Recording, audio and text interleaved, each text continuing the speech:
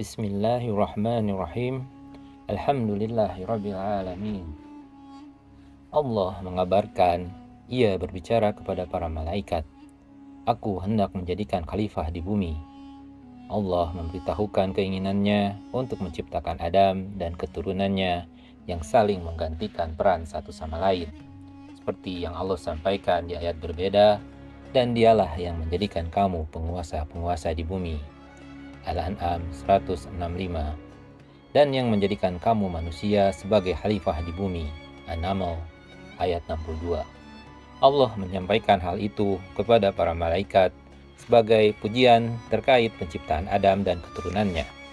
Seperti halnya Allah mengabarkan hal besar sebelum keberadaan Adam. Para malaikat kemudian bertanya untuk mencari tahu dan mengungkap hikmah di balik penciptaan Adam dan keturunannya, bukan untuk membantah, menghina, ataupun dengki terhadap keturunan Adam. Malaikat berkata, Apakah engkau hendak menjadikan orang yang merusak dan menumpahkan darah di sana? Menurut salah satu pendapat, kerusakan dan pertumpahan darah sudah pernah ada seperti yang pernah mereka lihat sebelum Adam diciptakan, yang dilakukan oleh para jin seperti disampaikan Qatadah. Abdullah bin Umar menuturkan, jin sudah ada 2000 tahun sebelum Adam diciptakan. Mereka saling menumpahkan darah, lalu Allah mengirim sepasukan malaikat untuk menghalau mereka ke semenanjung-semenanjung lautan. Penjelasan senada juga diriwayatkan dari Ibnu Abbas. Menurut riwayat Hasan, para malaikat diilhami hal tersebut. Menurut pendapat lain, para malaikat mengetahui hal itu karena melihat di Lauhul Mahfuz. Sumber lain menyebutkan mereka diberitahu oleh Harut dan Marut dari seorang malaikat bernama Sijil yang berada di atas mereka berdua. Demikian yang diriwayatkan Ibnu Abi Hatim dari Abu Ja'far al-Bakir. Menurut pendapat lainnya lagi, para malaikat mengatakan seperti itu karena mereka tahu makhluk yang diciptakan dari unsur bumi biasanya memang berwatak seperti itu. Malaikat selanjutnya berkata, Sedangkan kami bertasbih memujimu dan menyucikan namamu, yaitu kami senantiasa beribadah kepadamu, dan tidak seorang pun di antara kami durhaka kepadamu. Jika memang manusia diciptakan dengan maksud untuk beribadah kepadamu, kami pun tidak pernah lelah untuk beribadah kepadamu setiap waktu. Lalu Allah berfirman, Sungguh, aku mengetahui apa yang tidak kamu ketahui, yaitu aku mengetahui maslahat kuat di balik penciptaan manusia yang tidak kalian ketahui. Maksudnya, di antara mereka akan muncul para nabi, rasul, sidikin, dan syuhada. As-Sudi meriwayatkan dari sejumlah sahabat Rasulullah. Mereka mengatakan, Allah Azza wa Jalla mengutus Jibril ke bumi untuk mengambilkan sebagian tanah dari sana. Lalu bumi berkata, Aku berlindung kepada Allah darimu jika kau menghina atau mencelaku. Jibril kembali tanpa memungut sedikit pun. Jibril berkata, Ya Rob, bumi berlindung kepadamu, aku pun menjaganya. Allah kemudian mengutus Mikail. Begitu Mikail akan mengambil tanah di bumi, bumi kembali memohon perlindungan kepada Allah darinya. Mikail pun menjaganya, dan kembali ia lalu mengatakan seperti yang dikatakan Jibril. Allah kemudian mengutus malaikat maut. Kemudian bumi memohon perlindungan pada Allah darinya. Namun malaikat maut berkata kepada bumi, Aku pun berlindung kepada Allah untuk kembali tanpa menunaikan perintahnya. Malaikat maut kemudian mengambil sebagian tanah dari permukaan bumi dan ia campur menjadi satu. Ia tidak hanya memungut dari satu tempat saja, ia mengambil sebagian dari tanah putih, lalu tanah merah, kemudian tanah hitam. Karena itulah anak keturunan Adam memiliki warna kulit yang berbeda-beda. Malaikat maut kemudian membawa tanah-tanah tersebut naik. Lalu tanah-tanah menjadi basah hingga berubah menjadi lazib. Lazib artinya melekat satu sama lain. Setelah itu Allah berfirman kepada para malaikat, Sesungguhnya aku akan menciptakan manusia dari tanah. Kemudian apabila telah aku sempurnakan kejadiannya dan aku tiupkan ruh ciptaanku kepadanya, maka tunduklah kamu dengan bersujud kepadanya. Quran Surat Shad ayat 71-72. Allah kemudian menciptakan Adam dengan tangannya agar iblis tidak sombong padanya. Ia berupa jasad dari tanah selama 40 tahun dengan hitungan hari Jumat. Para malaikat kemudian melintas di hadapannya. Saat melihatnya, mereka terkejut, dan iblis lebih terkejut lagi melebihi para malaikat. Suatu ketika, iblis melintas di hadapan jasad itu, lalu memukulnya. Jasad kemudian mengeluarkan suara seperti suara tanah kering. Itulah ketika Allah berfirman, Dia menciptakan manusia dari tanah kering seperti tembikar. Quran Surat Ar-Rahman ayat 14. Allah kemudian berfirman, untuk suatu hal aku ciptakan manusia. Iblis kemudian masuk melalui mulut Adam dan keluar dari duburnya. Setelah itu ia berkata kepada para malaikat, jangan takut pada makhluk ini, karena Rob kalian maha tinggi, sementara makhluk ini berlubang di bagian tengahnya. Sungguh, jika aku bisa menguasainya, pasti akan aku binasakan dia. Saat tiba waktu seperti yang dikehendaki Allah Azza wa Jalla untuk meniupkan ruh padanya, Allah berfirman kepada para malaikat, setelah aku tiupkan sebagian ruh ciptaanku padanya, sujudlah kalian semua padanya. Setelah Allah meniupkan ruh padanya, lalu ruh masuk ke kepala Nabi Adam. Nabi Adam pun bersin, lalu para malaikat mengucapkan, Alhamdulillah. Ia mengucapkan Alhamdulillah. Allah kemudian membalas, semoga Rabbmu merahmatimu. Lalu ruh masuk ke kedua matanya. Ia lalu melihat buah-buahan surga. Saat ruh masuk ke perut, ia menginginkan makanan. Ia kemudian bangun sebelum ruh sampai di kedua kaki dan menghampiri buah-buahan surga dengan terburu-buru. Itulah saat Allah berfirman, manusia dijadikan bertabiat tergesa-gesa. Al-Anbiya ayat 37. Maka bersujudlah para malaikat itu semua bersama-sama, kecuali iblis. Ia enggan ikut bersama-sama para malaikat yang sujud itu. Al-Hijr ayat 30-31. Allah berfirman, wahai iblis, apa sebabnya kamu tidak ikut sujud bersama mereka? Ia iblis berkata, aku sekali-kali tidak akan sujud kepada manusia yang engkau telah menciptakannya dari tanah liat kering, dari lumpur hitam yang diberi bentuk. Allah kemudian berfirman, kalau begitu, keluarlah dari surga, karena sesungguhnya kamu terkutuk, dan sesungguhnya kutukan itu tetap akan menimpamu sampai hari kiamat. Al-Hijr ayat 26-35. Hasan al-Basri mengatakan, iblis membuat analogi atau kias, dan dia adalah makhluk pertama yang menggunakan analogi kias. Muhammad bin Sirin mengatakan, makhluk pertama yang menggunakan analogi atau kias adalah iblis. Artinya, iblis membandingkan dirinya dengan Adam melalui analogi, lalu menilai dirinya lebih mulia dari Adam, sehingga ia tidak mau sujud kepada Adam. Padahal, ia dan juga para malaikat diperintahkan untuk bersujud pada Adam. Ketika berseberangan dengan nas, analogi atau kias tidak bisa digunakan. Selain itu, penilaian iblis juga keliru, karena tanah lebih bermanfaat dan lebih baik dari api.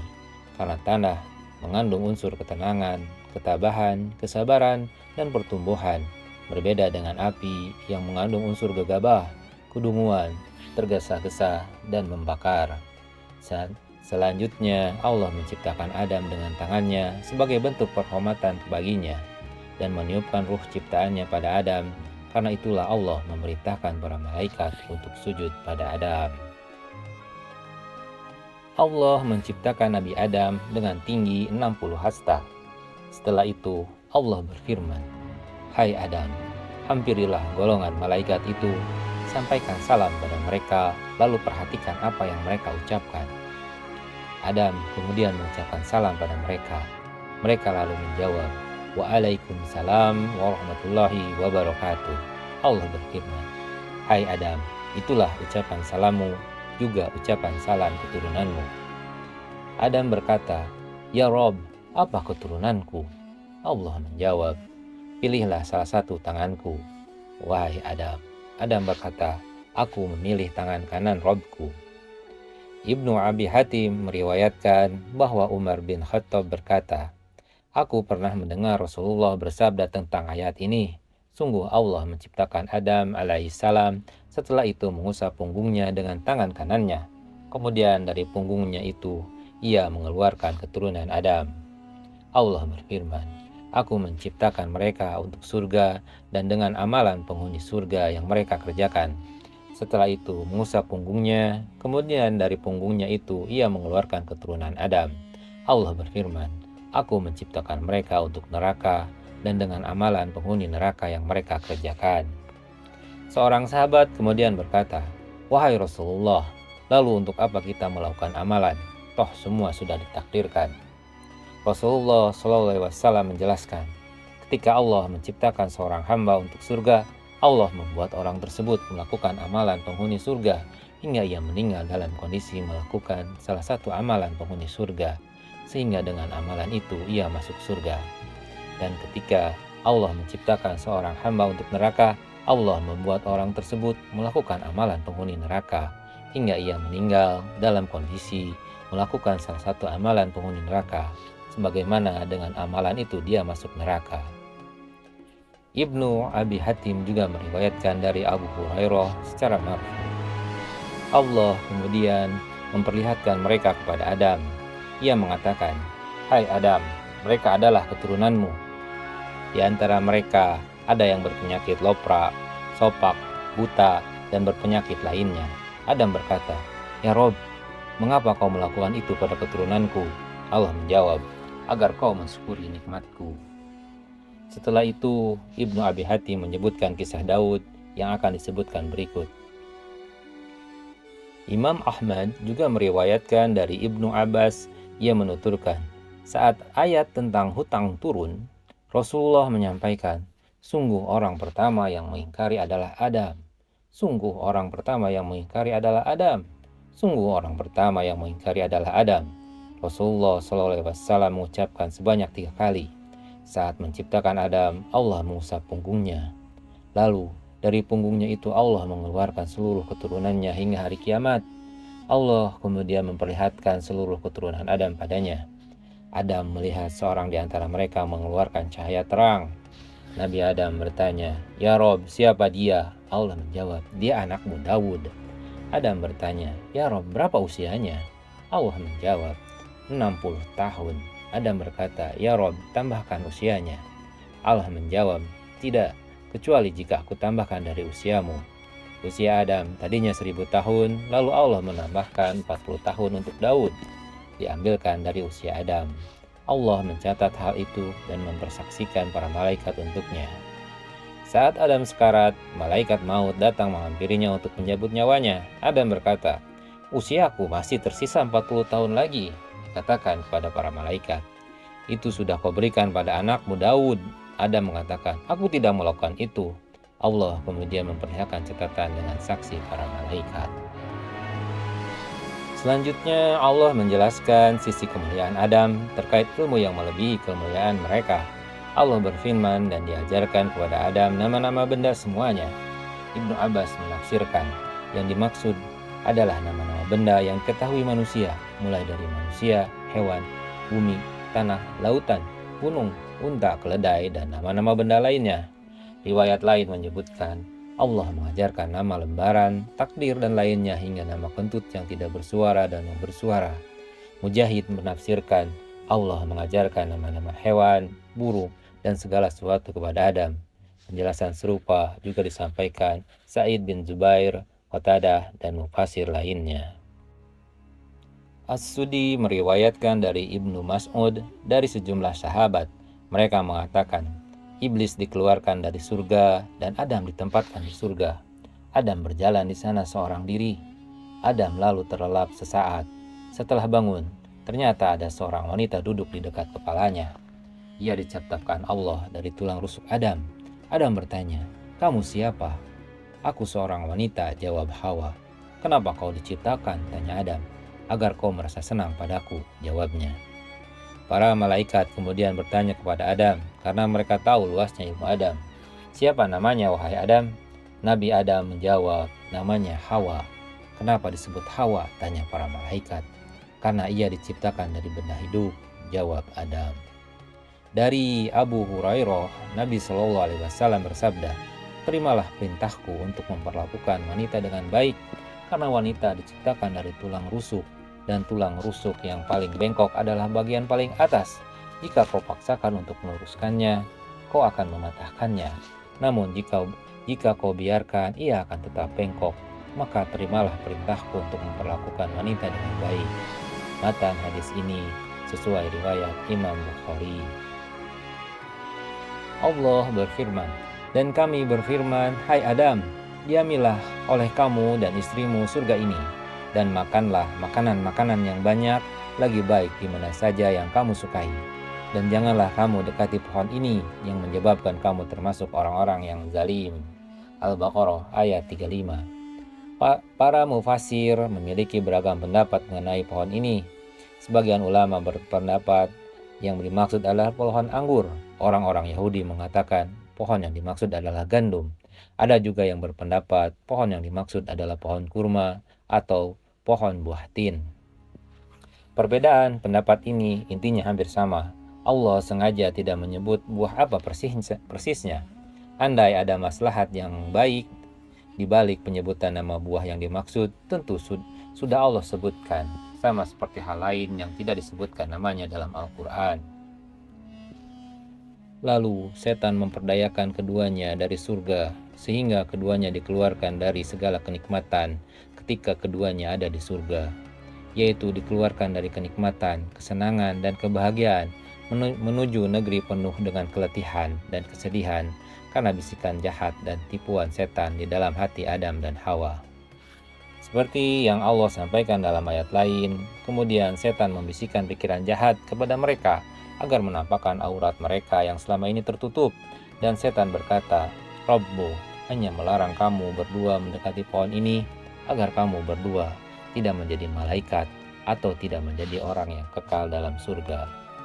Surat Al-A'raf ayat 20. Setan berkata, kalian berdua dilarang memakan buah ini, tidak lain agar kalian berdua tidak menjadi malaikat atau kekal selamanya di surga. Artinya, jika kalian berdua memakan buah itu, kalian berdua menjadi malaikat atau kekal selamanya di surga. Setan bersumpah kepada keduanya, sesungguhnya aku ini benar-benar termasuk para penasihatmu. Al-A'raf ayat 21. Seperti yang Allah sampaikan dalam ayat lain, kemudian setan membisikkan pikiran jahat kepadanya dengan berkata, wahai Adam, maukah aku tunjukkan padamu pohon keabadian dan kerajaan yang tidak akan binasa? Toha ayat 120. Yaitu, maukah aku tunjukkan padamu sebuah pohon yang jika kau makan buahnya, kau akan kekal dalam kenikmatan yang kau rasakan, dan kau akan tetap berada dalam kerajaan yang tiada akan pernah lenyap. Ini namanya tipu daya dan memberitahukan sesuatu berselisih dengan realita. Lalu Nabi Adam dan istrinya pun tergoda dan memakan pohon tersebut. Ibnu Abi Hatim meriwayatkan dari Ubay bin Ka'ab, ia menuturkan, Rasulullah bersabda, sungguh Allah menciptakan Adam, lelaki berbadan jangkung, berlembut lebat seakan-akan pohon kurma menjulang tinggi. Saat ia memakan buah pohon, pakaiannya terlepas dan bagian pertama yang terlihat adalah auratnya. Saat melihat auratnya, Adam berlari di surga. Lalu sebuah pohon mengait rambutnya, Adam mencabut rambutnya. Lalu Ar-Rahman Azza wa Jalla memanggil, hai Adam, apa kau melarikan diri dariku? Saat mendengar kalam Ar-Rahman, Adam berkata, ya Rob, aku tidak melarikan diri darimu, tapi aku malu. Rob menyeru mereka, bukankah aku telah melarang kamu dari pohon itu, dan aku telah mengatakan bahwa sesungguhnya setan adalah musuh yang nyata bagi kamu berdua? Keduanya berkata, ya Rob, kami telah menzalimi diri sendiri. Jika engkau tidak mengampuni kami dan memberi rahmat kepada kami, niscaya kami termasuk orang-orang yang merugi. Al-A'raf ayat 22-23. Kata-kata ini diucapkan Adam sebagai bentuk pengakuan, taubat, merendahkan diri, tunduk dan permohonan kepada Allah di saat yang amat diperlukan. Siapapun di antara keturunan Adam yang menempuh jalan yang sama ketika melakukan kesalahan dan dosa, pasti akan berakibat buruk, baik di dunia maupun di akhirat. Allah berfirman, turunlah kamu kamu akan saling bermusuhan satu sama lain. Bumi adalah tempat kediaman dan kesenanganmu sampai waktu yang telah ditentukan. Al-A'raf ayat 24. Pesan ini disampaikan kepada Adam, Hawa, dan Iblis. Menurut salah satu pendapat, termasuk untuk ular yang membujuk Hawa memakan buah pohon terlarang. Mereka semua diperintahkan untuk turun dari surga dalam kondisi mereka saling memusuhi satu sama lain. Adanya ular dalam kisah Adam ini diperkuat oleh riwayat dari Rasulullah SAW. Beliau memerintahkan untuk membunuh ular dan bersabda, "Kita tidak berdamai dengan mereka sejak kita memerangi mereka." Al-Hafiz Ibnu As-Sakir meriwayatkan dari Mujahid, ia menyatakan, Allah memerintahkan dua malaikat untuk mengeluarkan Adam dan Hawa dari dekatnya. Jibril kemudian melepas tiara dari kepala Adam dan Mikail melepas mahkota dari keningnya. Dahan sebuah pohon kemudian mengait rambutnya saat melarikan diri hingga Adam mengira hukuman disegerakan untuknya. Adam menundukkan kepala dengan mengatakan, "Ampun, ampun ya Allah." Lalu Allah berfirman, "Apa kau melarikan diri dariku?" Adam menjawab, "Bukan, tapi karena aku malu kepadamu, wahai penolongku." Diriwayatkan dari Hasan, ia menuturkan, Adam diturunkan di India, Hawa di Jeddah, Iblis di Distumyan, beberapa mil dari Basrah, dan ular diturunkan di Asbahan. Nabi Adam dan Siti Hawa bertemu kembali di Jabal Rahmah di dataran Arafah. Hari diturunkannya Nabi Adam beserta istrinya Hawa adalah hari Jumat, dan hari itu adalah sebaik-baiknya hari. Disebutkan dalam Sahih Muslim dari Abu Hurairah, ia menuturkan, Rasulullah SAW bersabda, hari terbaik yang matahari terbit pada hari itu adalah hari Jumat. Pada hari itu Adam diciptakan. Pada hari itu ia dimasukkan ke surga, dan pada hari itu ia dikeluarkan darinya. Disebutkan dalam kitab Sahih melalui jalur sanad berbeda, dan pada hari itu kiamat terjadi. Nabi Adam dan Siti Hawa berpindah dari negeri yang penuh kebahagiaan menuju negeri yang penuh kesengsaraan, keletihan, kepenatan, kekeruhan, usaha, perjuangan, ujian, dan cobaan. Ketika Nabi Adam alaihissalam berada di bumi, Allah memerintahkan kepadanya untuk membangun rumah Allah. Allah subhanahu wa ta'ala berkata kepada Adam, "Wahai Adam, sesungguhnya aku memiliki tanah suci yang ada di hadapan arsiku. Pergilah ke tempat itu dan bangunlah sebuah rumah untukku. Lalu bertawaflah kamu di rumah tersebut seperti para malaikat bertawaf di arsiku." Kemudian Allah mengutus satu malaikat kepada Adam untuk menunjukkan tempat di mana tempat itu berada dan mengajarkan cara manasik. Disebutkan pula bahwa setiap jejak kaki Nabi Adam kelak akan menjadi suatu negeri di kemudian hari. Dalam kitab sahihnya, Ibnu Hibban meriwayatkan dari Abu Dzar, ia mengatakan, "Aku bertanya, wahai Rasulullah, berapa jumlah para nabi?" 124.000 nabi, jawab beliau. "Wahai Rasulullah, berapa jumlah rasul di antara mereka?" tanyaku kembali. "Sebanyak 313 rasul," jawab beliau. "Wahai Rasulullah, siapa nabi yang pertama?" tanyaku berikutnya. "Adam," jawab beliau. "Wahai Rasulullah, apakah Adam seorang nabi yang diutus?" tanyaku menyusul. "Ya, Allah menciptakannya dengan tangannya, meniupkan sebagian ruh ciptaannya kepadanya, kemudian Allah menyempurnakan sehingga bisa berdiri berhadapan," jawab beliau. Imam Abu Ja'far bin Jarir menyebutkan dalam kitab At-Tariq bahwa Hawa melahirkan 40 anak dari 20 kali kehamilan. Begitu pula hal yang sama disampaikan oleh Ibnu Ishaq, wallahu alam. Pada setiap kehamilan, Ibunda Siti Hawa selalu melahirkan anak kembar beda jenis kelamin. Setelah anak-anak Nabi Adam telah dewasa, Allah subhanahu wa ta'ala memerintahkan Nabi Adam untuk menikahkan anaknya secara bersilang. Hal ini tentunya mendapat sambutan baik dari anak-anak Nabi Adam yang bernama Habil. Habil memiliki keinginan untuk menikahi saudaranya perempuan Kabil. Adapun saudara kembar Kabil yang ingin dinikahi oleh Habil adalah sosok wanita cantik jelita bernama Iklimah. Namun, hal ini ternyata ditolak oleh Kabil. Kabil tidak mau mengalah dengan saudaranya dan tetap ingin memiliki saudarinya itu. Nabi Adam pun menjadi penengah pertikaian ini. Sesuai dengan perintah Allah untuk menikahkan anaknya secara bersilang, Nabi Adam pun memerintahkan Kabil untuk menikahkan saudarinya dengan Habil. Tapi hal ini tetap tidak merubah sikap Kabil. Kabil tetap pada keinginannya dan menolak perintah Nabi Adam. Semoga kami dan kita semua terhindar dari sikap seperti ini, sikap keras kepala atas keinginan sendiri, padahal sudah jelas itu tidak sesuai dengan perintah Allah Subhanahu wa Ta'ala. Melihat keadaan seperti ini, Nabi Adam kemudian memerintahkan Kabil dan Habil untuk mempersembahkan kurban untuk Allah Subhanahu wa Ta'ala. Habil mempersembahkan seekor kambing gemuk, sementara Kabil mempersembahkan seikat hasil tanaman yang buruk. Menurut riwayat dari Abu Ja'far al-Baqir, Nabi Adam menyerahkan kurban kedua anaknya kepada Allah Subhanahu wa Ta'ala. Namun hanya kurban milik Habil yang diterima, sedangkan kurban dari Kabil tidak diterima. Kabil pun kecewa dengan hal ini. Kabil kemudian berkata kepada ayahnya, "Kurban Habil diterima karena engkau berdoa untuknya dan tidak berdoa untukku." Kemudian Kabil pun berlalu meninggalkan ayahnya dengan kecewa. Pada suatu malam, Nabi Adam belum menemukan anaknya Habil pulang dari mengembala kambing. Nabi Adam yang merasa khawatir akan keselamatan anaknya Habil, kemudian meminta kakaknya yakni Kabil untuk mencari keberadaan Habil. Setelah mencari-cari, akhirnya Kabil bertemu dengan Habil. Kabil yang sudah tertanam rasa hasad di hatinya, bukannya menanyakan keadaan adiknya, malah langsung mengungkit masalah penyerahan kurban yang telah mereka berikan beberapa hari yang lalu. Kabil berkata, "Kurbanmu diterima, sedangkan kurbanku tidak."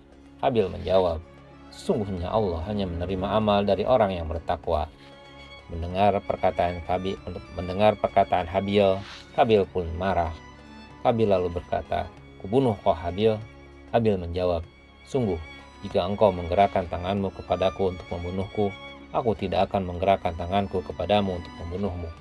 Aku takut kepada Allah, Rabb seluruh alam." Perkataan Habil tersebut menunjukkan betapa baiknya akhlak yang dimiliki Habil. Habil takut kepada Allah dan dia menahan diri untuk membalas perlakuan serupa yang akan dilakukan saudaranya. Semoga Allah memberi kita kekuatan untuk meneladaninya.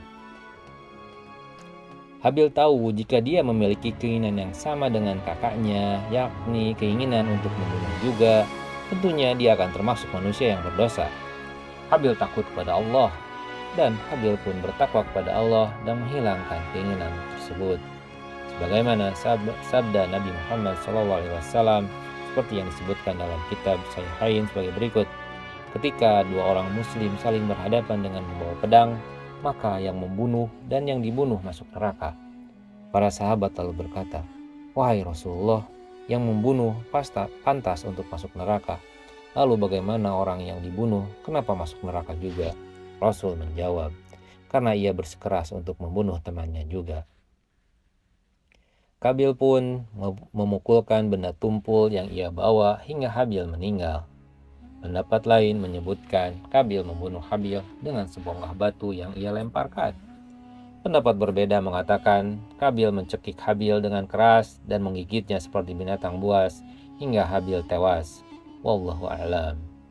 Kisah ini juga diriwayatkan dari Ibnu Abbas melalui sejumlah jalur riwayat lainnya.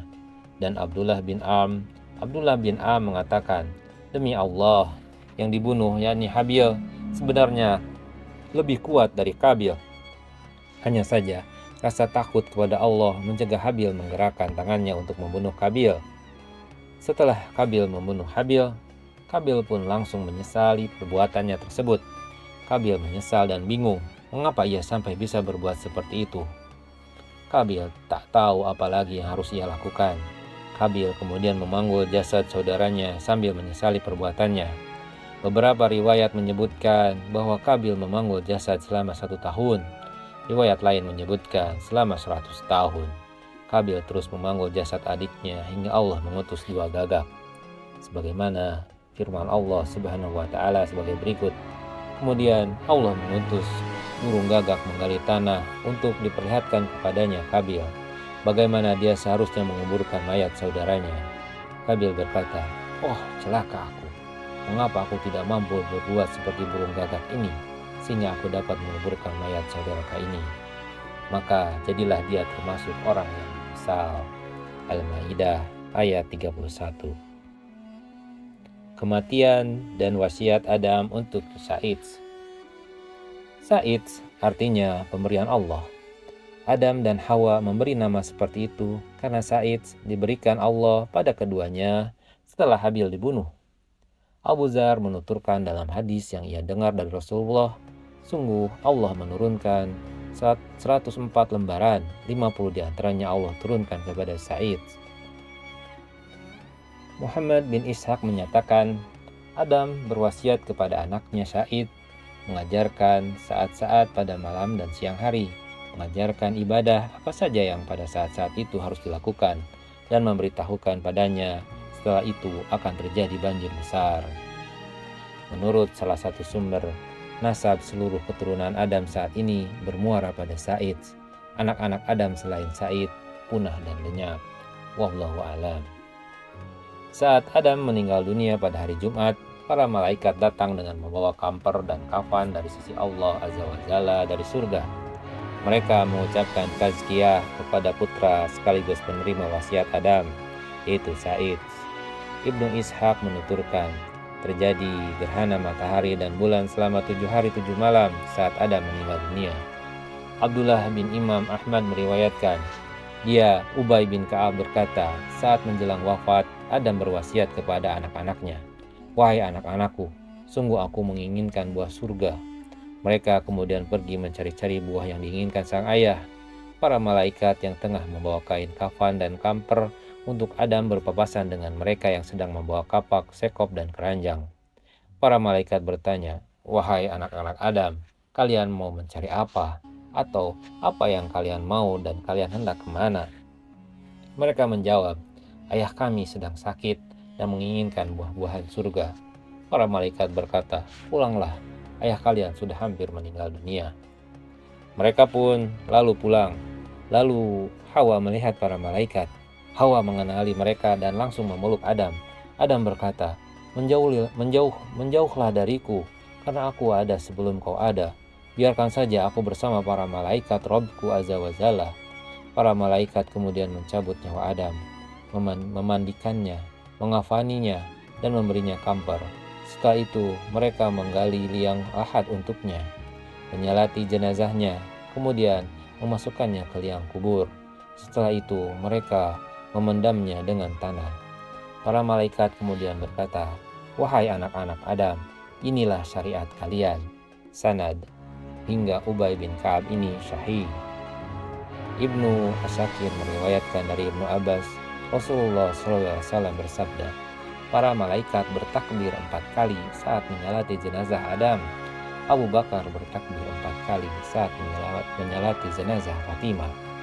Umar bertakbir 4 kali saat menyalati jenazah Abu Bakar, dan Suhaib bertakbir 4 kali saat menyalati jenazah Umar. Ibnu Asakir mengatakan, selain dari Ibnu Abbas, hadis ini juga diriwayatkan dari Ibnu Umar yang juga disebutkan melalui Maimun. Wallahu a'lam bishawab. Wassalamualaikum warahmatullahi wabarakatuh.